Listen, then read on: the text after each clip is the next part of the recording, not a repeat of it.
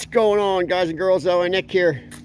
So I just took both of these bikes for the same ride. There's like a loop around this town, Dayton, Minnesota, because we're between two rivers, so there's like a circle that goes around. 87 VFR 700 tariff bike in America. They only made these as 700, not 750. CX 500 turbo. Which one would you think be faster? I can tell you right now, that bike has to be at least 150 pounds heavier than this bike. But that bike's faster. It is too, man, in every aspect. Every gear. I don't know about top end, but definitely quarter mile, it'll smoke this. That turbo really makes a big difference. What a crazy bike too. The way they did some of the stuff, like the exhaust, like they're pretty crazy. It's a pleasure to drive, but it is a heavy bike. It's top heavy. It's like riding a CBX, you know, top heavy. Not as heavy as a CBX, but it's heavy. It's very CBX-ish. You know, the same suspension. This is a 82. They only made the 500 one year, I believe, and then they went to the 650 the next year. But it is faster than that VFR, and I romped on both of them. This thing, when you get it up around, let's see, 6,000, 7,000, that turbo kicks in. It just goes, man. Just moves out. This bike, it sounds like you're going really fast, but you're not.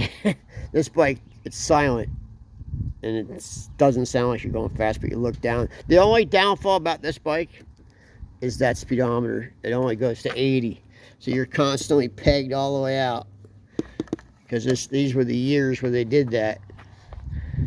Even cars only had 80-mile-an-hour speedometers. But they're both nice bikes. If I was going to go on a trip, I would definitely take that bike, even though I'm not a big fan of heavy bikes. This bike's really light. I mean, it weighs nothing. It's very nimble. It's probably the safer of the bikes to maneuver in a bad situation. But I think that's more of a quality bike, quality built. It's back when Honda was really building stuff high quality. I mean, even just look at the workmanship they put into those wheels.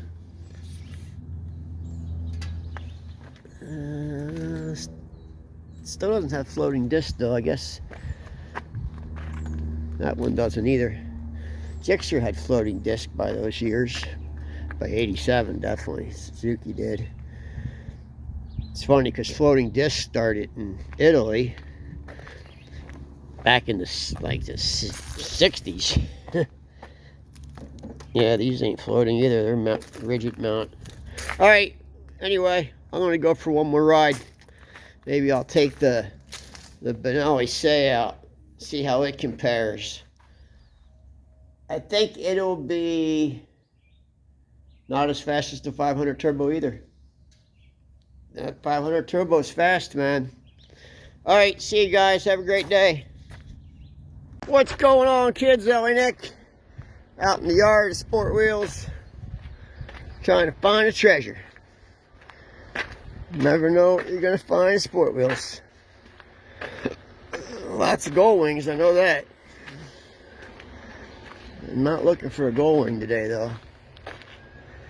Let's go back in this dirt bike pile. It's back in that back corner is a Kawasaki pile. Not many people go back there.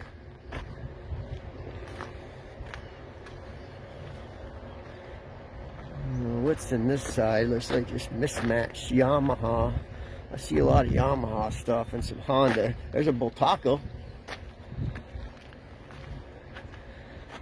Looks like right here is Honda, but Yamaha, and then all in there's all early Yamaha DT stuff.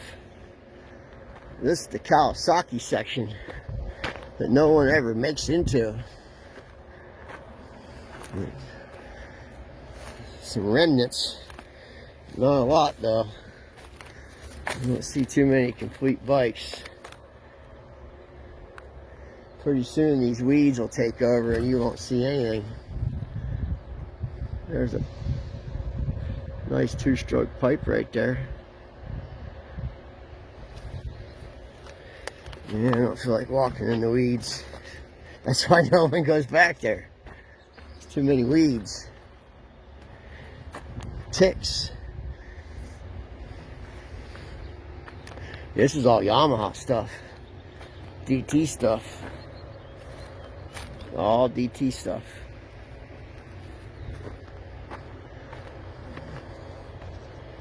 I don't know what this stuff is. Honda. I guess Honda.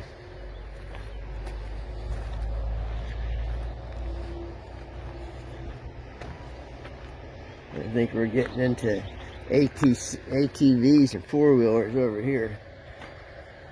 There's a Yamaha Vision. No one wants those.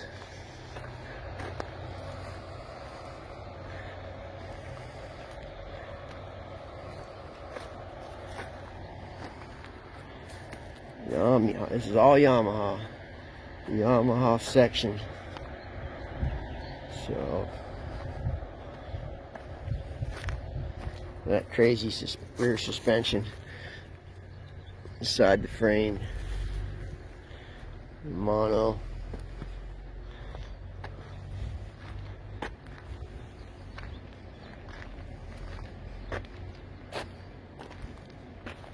Seats. Got a lot of seats. Thousands and thousands of seats, but even more of that, we got more carburetors than seats. I think sport wheels, there's nothing good unless you just need parts. Like you need a bowl or a body or a nourishment valve or something that's here. Emulsion tubes, a lot of carburetors. Actually, a lot of them. They go this is all carburetors too. All down there, carburetors all the way down. All right, if I find anything cool, I'll let you guys know. Because this place is massive. There's a whole nother yard back there. All right, see you guys. What's up, people? Oh, and Nick. Okay, so this bike is has the craziest design. This is a 48 Imi, made in Germany. And you look at it, you don't see anything too unusual, right? Like, don't see anything weird about it. It's weird. Okay. First of all, the front end's only one-sided. There's no tube on this side. See, no tube. Just one tube going down. It's not even a tube. That's the only shock right there. Second, look at the engine. Do you see a carburetor or an exhaust? You don't, because the carburetor's inside there, and the exhaust is right here. It's actually the swing arm. Look, it comes all the way back, bolts to the wheel, and there's the exhaust pipe. It's the craziest thing you've ever seen, man. And it's one-sided also. There's no swing arm on the other side. It's a floating wheel.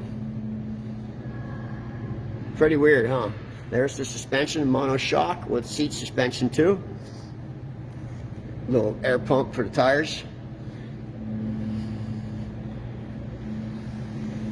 Look, floating wheel. One-sided swing arm. There was one of these at Mecum last year. I should have bought it. It didn't sell for very much. But I should have bought it because it is, I mean, come on. Look at that. So unusual.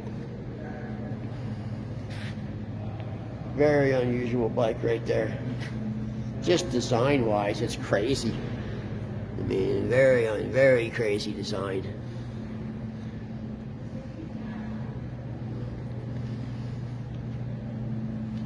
Very unusual. Alright guys, thanks for watching, and hit that share button for me, I appreciate it. I think Tom's gonna start up a bike for us. Yeah, we'll see. RZ V500R, one of the coolest.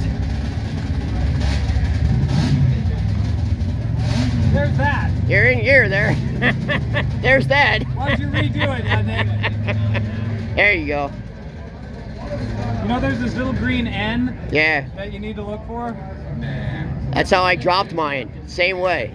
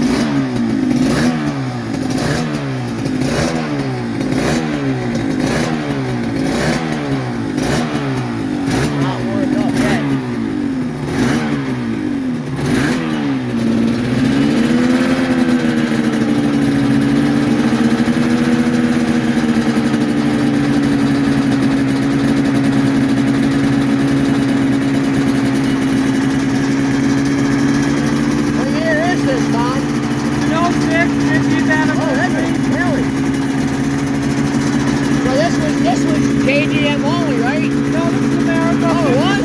Oh. It's an 85 RC 500. Yeah. I didn't know they sold them in the States. Not a buck. Oh, wow. Kind of actually pretty quiet.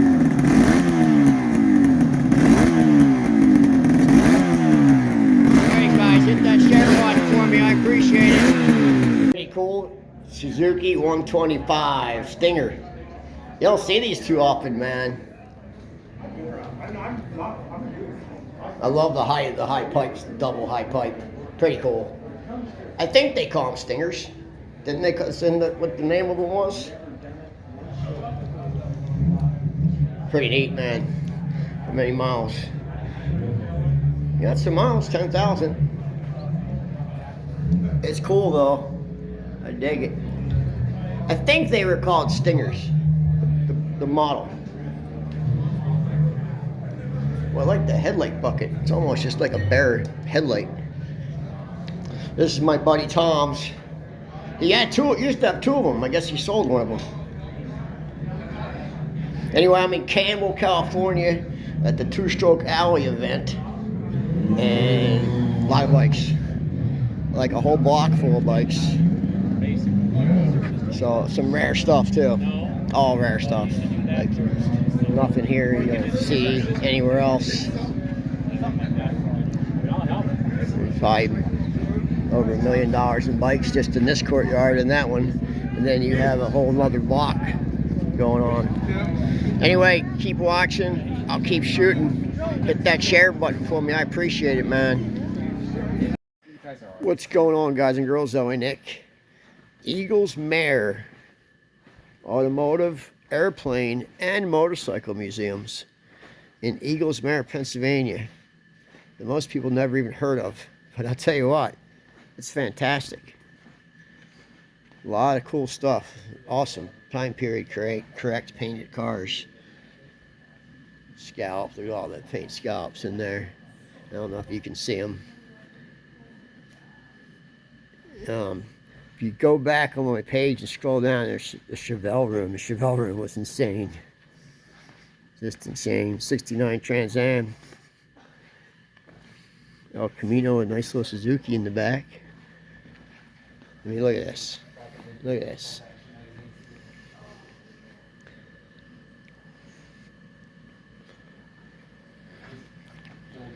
Crazy shit.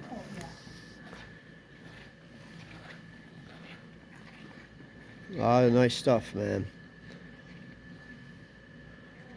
Alright, guys, keep watching. I'll keep posting. What's poppin', people? LA Nick. Warming up the Benelli 6-cylinder. I actually have 3 of these now. I don't know how I got so many all of a sudden. This was my first, though.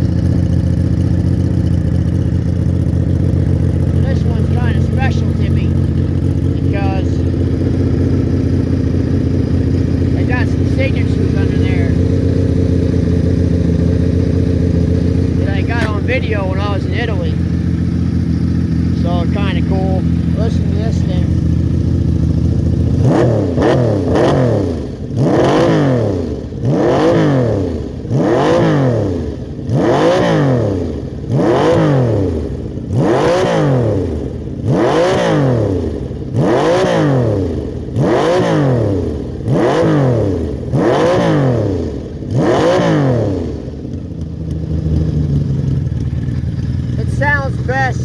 It's going down the freeway, going down the road at 70 miles an hour. It's just screaming. I've had a lot of these over the years, and this one by far is the best riding one I've ever had.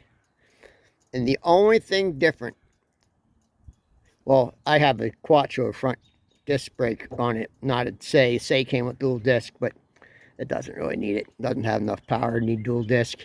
It's like 64 horsepower or something. They just sound good. But the only difference, this one, every other one I've had, is I have a 500 sprocket on this one. So you can go way higher RPMs. It'll go, top speed on the 750 was supposed to be, advertised at 130. This one will go past that because of that 500 sprocket, smaller sprocket. It doesn't tack out as quick. But yeah, it's an awesome sounding bike, an awesome riding bike. I might I got the 750 rims and the dual disc for the front. I might put them back on. I was just trying to take some weight off it. So, anyway, thanks for watching. I appreciate it. And if you can, hit that share button for me, man. That share button really helps me a lot. Facebook doesn't like motorcycles. I don't understand it. But thanks, guys. See you soon. What's happening, people? LA Nick. So there's a funny story behind this bike. So this is a 1925 Bomberland, and a lot of people call it the McDonald's bike because it only came in this color. This is the only option you had. I don't know why in 1925 they would pick yellow and red, which were actually red and yellow were very rare paints back then, and everything was just black. I mean, every 25 Ford's black. There's one option, black. But this bike came like this. So when I was 13, right around 13, 14, I got the Encyclopedia of Motorcycles. And this bike was in it. And I searched my whole life to find one of these bikes. And now I can't even say it, but now I'm 60 years old. And I still haven't found one of these bikes for any amount of money. So it's one of those things. Doesn't matter how rich you are, you can't have one because there ain't one to have. This one this one exists. This actually came from the Guggenheim Museum, and now it is permanently housed here at the Barber Motorcycle Museum in Leeds, Alabama, which is just an unbelievable place. It's just, no words describe it. I always want to find one of these. I don't know why. I don't know why I like it so much. I've never seen the sidecar, and that is a factory sidecar. You can see the factory wheel and all. I don't care for the sidecar. I don't like it with the sidecar. I don't like sidecar bikes because you might as well have a car. It takes up too much space. You can't wheel it around. But the bike's fantastic. I mean, it would be really nicer if it wasn't red and yellow, but it is. If I found one that needed full restoration, I think I'd put it in a different color. Maybe all black. But it's crazy looking. Gave you some specs on it. Oh, it's a 398, so a 400cc single. It's only rated at 20 horsepower, which is not a lot, but for back then it was. Top speed is 55 miles an hour, so it's not very fast, but it's very heavy. You're talking solid steel wheels there, and a lot of weight. Look at the size of the frame; it's big, and it's 8. I measured it yesterday. 2, 3, 4, 5, 6, 7, 8, 9, 10 feet, almost 10 feet long. So average bike's 7, so it's 3 feet longer than the average bike. But it's cool. I always thought it was just the coolest thing ever. Especially the fuel tanks. These are fuel. This is oil. It's a neat bike, man. It's got a side start kicker like a BMW, like an early Beamer. Actually, does it side? No, it doesn't. No, it doesn't. It's a regular kicker. Yeah, it's cool, but can't find one. So if you know anyone has one, I'd like to have one. I don't know why, but I would like to have one. All right, guys, thanks for watching, and hit that share button for me. I appreciate it, man. Pretty rare bird right here, 1970 American Eagle Renegade. Actually co-produced in USA and Italy. It's air-cooled single-cylinder 4-stroke, 16 horsepower, and it did 65 miles an hour. You know, the McCormick International made these bikes out of California, and they were 2 executives from Honda and Suzuki, imported a lot of different brands and made these bikes to put them together from Italian parts and whatever they get their hands on. They didn't stay in production very long. Today they're very hard to come by. Very difficult bike to find. Other Triumph tried it. The old Honda Super Sport 750 400. I mean, I'm sorry, Super CV 400, not 750. The coolest thing about this bike's that exhaust. The exhaust is fantastic, Honda design. These are still obtainable. You can find them. 95 miles an hour was top speed. The classic Honda. All right, guys, thanks, and hit that share button for me.